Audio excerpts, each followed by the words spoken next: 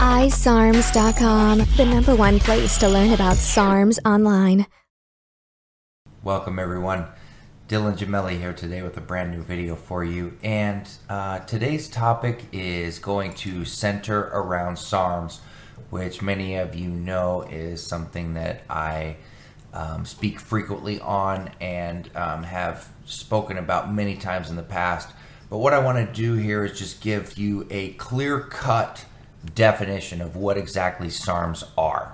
I mean, just that general, what are they? How do they work, etc. Just really focus on these facts as opposed to breaking them down one by one or talking about how they're dosed or used in research, etc. I just want to just talk about defining them with you today.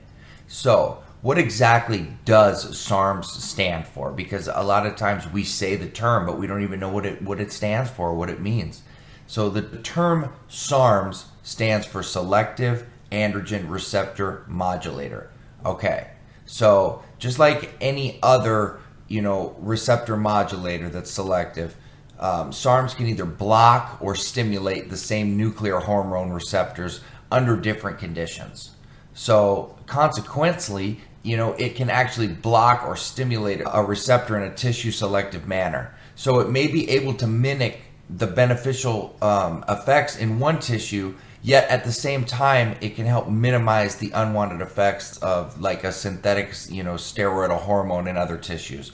So since SARMs are technically classified as androgens, they can bind to cellular androgen receptors, and as a result of this bindage, it's going to actually trigger a signal, and that's going to lead to the greater expression of specific genes, which is going to lead to the muscle growth that you encounter. The androgen receptor is the key to this. So basically, in terms of comparing them with anabolics and say a prohormone, for example, these also will bind to the androgen receptor, and that's where you get that drastic change in size and etc. Now, SARMs possess the full anabolic activity in bone and muscle, but they have a minimal effect on the prostate, as difference from an anabolic, which will have a direct effect on the prostate, and that can be extremely harmful to the gland. Another advantage is that SARMs are orally available and you don't have to inject them. You actually do not ever inject SARMs in any circumstance, whereas most anabolics, generally speaking, unless it's an oral, you're going to be injecting. SARMs are not methylated, so there's no toxicity as you're going to see with especially an oral anabolic, but anabolics in general are going to have a certain level of toxicity. Now, the SARMs are very, very specific to the androgen receptor. Okay, so due to this, they can be extremely useful for the safe muscle building. Now, basically, all in all, SARMs have an abundance of qualities, and I've touched on this several times. They're highly beneficial to bones, muscle tissues, and sexual function without conversion of androgens into estrogens, as we see with many anabolics. So you also don't have to worry about any sort of estrogen conversion. This is huge because a lot of times you're seeing that water retention, that elevation in estrogen, and it's all due to steroid use. So basically, in a nutshell, that's why I always say SARMs can offer many of the benefits of any sort of anabolic steroid, and maybe not as drastic, maybe not, but how great is drastic with all the side effects and all the problems that come along with it? That's what I always like to touch on. And one of the reasons that I am so behind SARMs is the preservation and protection of life.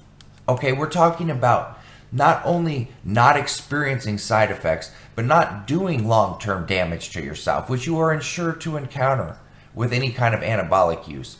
Granted, is it something that could be harmful, throughout your entire life? Maybe not. That depends on the type of steroid use that you're implementing, how high a dosage you're running, what you're doing, etc. But the likelihood of side effects or the likelihood of a long-term negative effect is there. It's prevalent and it's well known. This is documented, this is scientific, this is just known. Now with SARMs, you're not going to encounter any of this. So there's quite a bit of difference here. Now, why exactly were they even developed in the first place? Like, where did they come from? Who even, what concept, what started this? So, steroids are generally prescribed by any sort of doctor, medical practitioner, etc., for two common reasons. The first is to treat muscle wastage. Okay, so, say you have cancer, osteoporosis, aged patients. The first thing that you're going to notice with them is a tear down of muscle. Okay, you're going to lose muscle. It's just going to deteriorate. This is part of the disease. It's a terrible, terrible thing, but this is just fact. This is part of what you get with these diseases.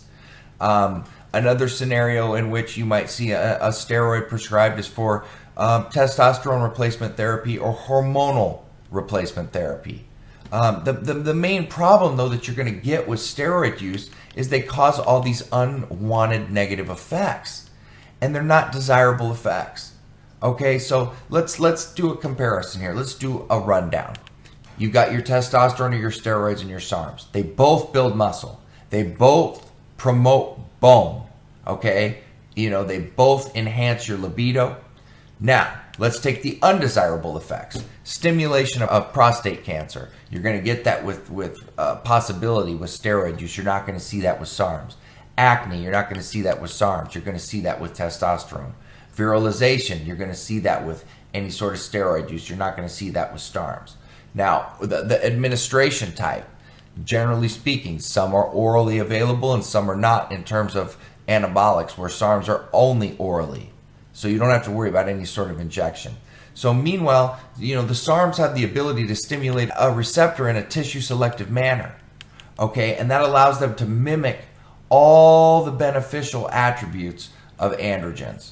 Okay, now by doing so, you take the side effects of steroids that you normally get, and those are either completely eliminated or minimized. So SARMs are showing that they have the ability to selectively induce muscle growth, avoiding the unwanted side effects. So just to keep that in mind and understand, this is the comparison between the anabolics and the SARMs, and why it's such a better option to go with SARMs if you're trying to avoid any sort of side effects, etc. How many SARMs are there out there? Now, you got to understand something. I can't put a direct number on this because there's constant formulations, constant things being developed. Now, mainstream SARMs are a different story. How many mainstream SARMs are there? Well, you're going to take your MK2866, your S4, your LGD, your SR9009, and your RAD140. These are mainstream SARMs. Then you're going to take your GW501516 and your MK677, which technically are not SARMs, but grouped with SARMs and often, categorized in that same sort of facet. Those are your mainstream SARMs right now. Now, let's go over all the benefits that you're going to see with SARMs. You're going to increase the ability to gain strength, size, fat loss, muscle growth, etc., similar to the effects of anabolics without the negative side effects. Everything's taken orally. There's no conversion to DHT, so there's no problems with body hair, hair loss, etc. There's no conversion to estrogen. There's no toxicity, no methylation, etc. There's no inhibition of your HPTA to the large extent of steroids, and most are either going to have minimal or none whatsoever. They're legal to buy and use for research, and some SARMs are undetectable where some aren't, but a testing for SARMs is not prevalent. It's high priced. Basically it's an exclusive testing that costs a lot of money. So these are the things to look at. And if you're looking at it in a bodybuilding aspect, you're going to induce lean muscle growth. You're going to have prevention of muscle loss while you're cutting. So you're going to have the ability to recomposition throughout. There's a lot of injury rehabilitation with SARMs used in terms of stimulating your healing process. And you can use them in post-cycle therapies after cycles as well. So there's a lot of benefits in them, and they're just a much, much safer option than anabolic use in general. So that being said, that would be the explanation and the definition of SARMs to get a full understanding for everybody. I believe, I know I've touched on this several times, but I just want to give a clear-cut definition so that there's no confusion and there's a complete understanding here. So, Dylan Gemelli, signing off. iSARMS.com, the #1 place to learn about SARMS online.